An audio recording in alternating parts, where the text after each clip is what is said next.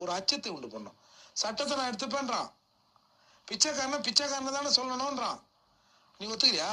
ஒரு இன்டர்வியூல சொன்னா தெரியுமா, எங்க அப்பாவும் பண்ண வேலை செஞ்சு அடிமையா இருந்தாரு, திருமாவளவன் அப்பாவும் பண்ண வேலை செஞ்சு அடிமையா இருந்தாரு, அதால நாங்க அடிமையா தான் இருப்போம். டேய், உங்க அப்பா வேணா அடிமையா இருந்திருக்கலாம், எங்க அப்பா காவல்துறை அதிகாரி, எங்க அப்பா கூட பிறந்தவெல்லாம் கவர்மெண்ட் ஸ்டாஃபு.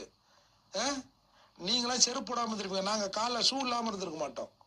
யாரு அப்ப நீங்க அடிமையா இருந்தன்றதுக்காக எல்லாரும் இங்க அடிமை ஆயிடணும், நீ பொட்டையா இருக்கின்றதுக்காக எல்லாரும் பொட்டை ஆயிடணுமா?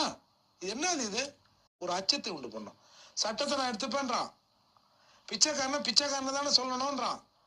நீ ஒத்துக்கிறியா?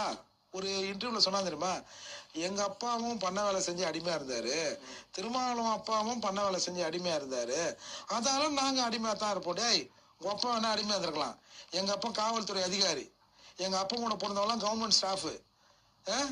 நீங்களாம்